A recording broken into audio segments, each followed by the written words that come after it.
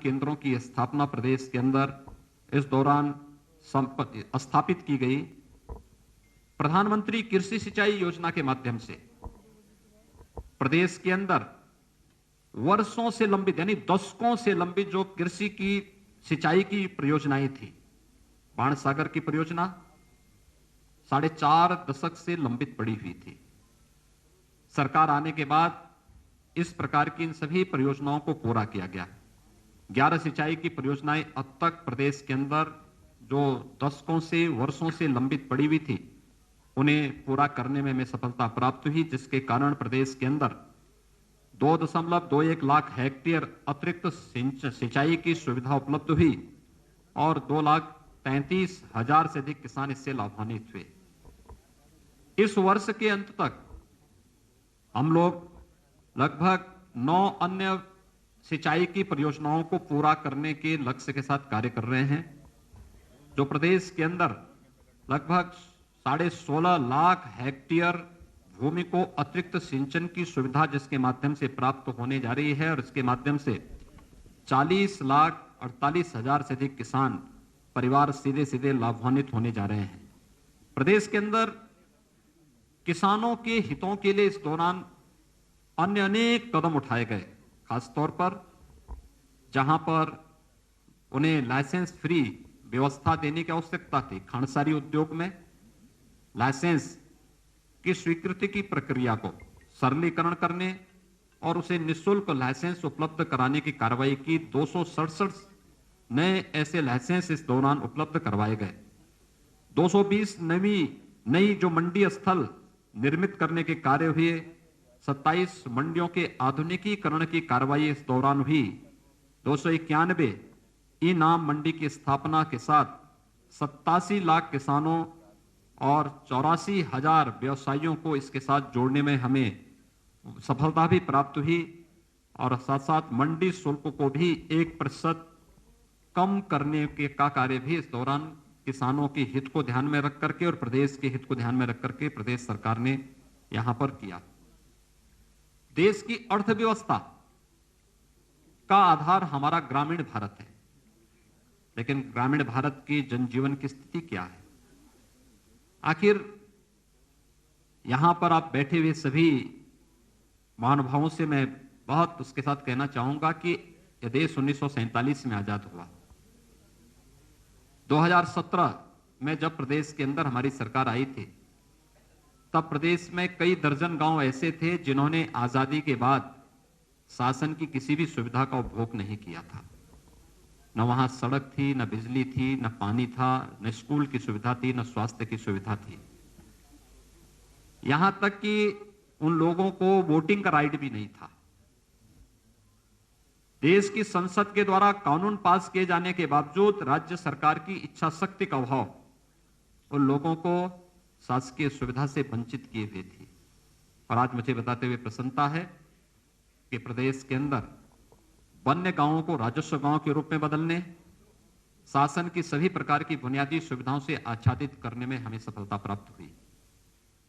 मुसहर गांवों में बुनियादी सुविधाएं उपलब्ध कराने, अनुसूचित जनजाति के थारू, कोल,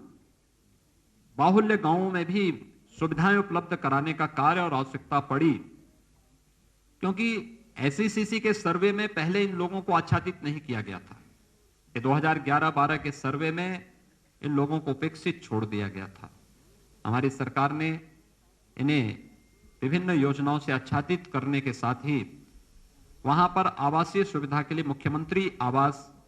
योजना लागू की। और आज मुझे बताते हुए प्रसन्नता है कि सभी मुसहर गांव,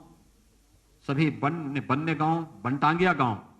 इन सुविधाओं से आच्छादित हो चुके हैं और प्रदेश सरकार ने नई योजना के अंतर्गत थारू, कोल और सहरिया जैसी जातियों को भी अब इससे कवर करने की कार्रवाई को आगे बढ़ाने का कार्य किया।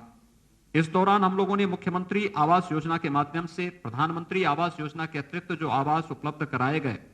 मुसहर जाति के 38,112, बनटांगिया गांवों के 4,779, कुष्ठ रोगियों को 2,115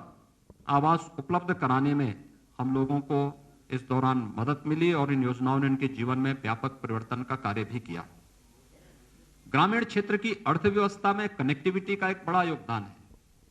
और प्रदेश के अंदर भी आप याद करिए, जब 2017 में प्रदेश के अंदर सरकार आई थी तब प्रदेश के अंदर दो बातें बहुत साफ चलती थी, एक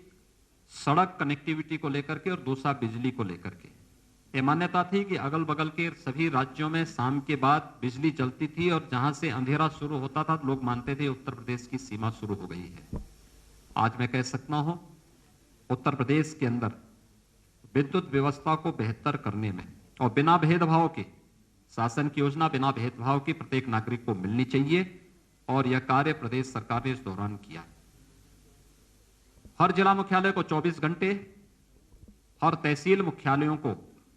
20 से 22 घंटे और ग्रामीण क्षेत्र में 16 से 18 घंटे की विद्युत की आपूर्ति करने के साथ ही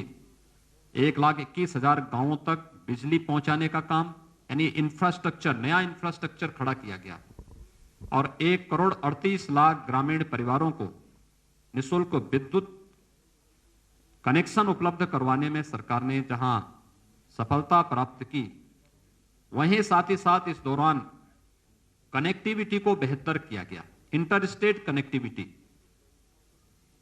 प्रदेश की सीमा नेपाल राष्ट्र से भी जुड़ी हुई है। बिहार, छत्तीसगढ़, झारखंड, मध्य प्रदेश, राजस्थान, उत्तराखंड, हरियाणा, उत्तराखंड और दिल्ली राज्यों से भी जुड़ी हुई है। ये इंटर स्टेट कनेक्टिविटी को भी बेहतर करने, 4 लेन की कनेक्टिविटी के साथ जोड़ने, हर जिला मुख्यालय को 4 लेन की कनेक्टिविटी के साथ जोड़ने, तहसील और विकासखंड मुख्यालयों को 2 लेन के साथ जोड़ने और ग्रामीण क्षेत्रों की सड़कों की भी सुदृढ़ीकरण का कार्य सफलतापूर्वक इस दौरान प्रदेश के अंदर करने में सफलता प्राप्त हुई। प्रदेश के अंदर वे क्षेत्र जहां पर जनवरी के बाद से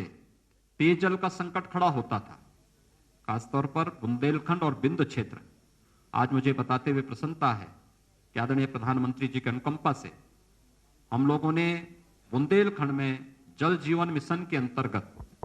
वहां पर हर घर नल की योजना लागू कर दी है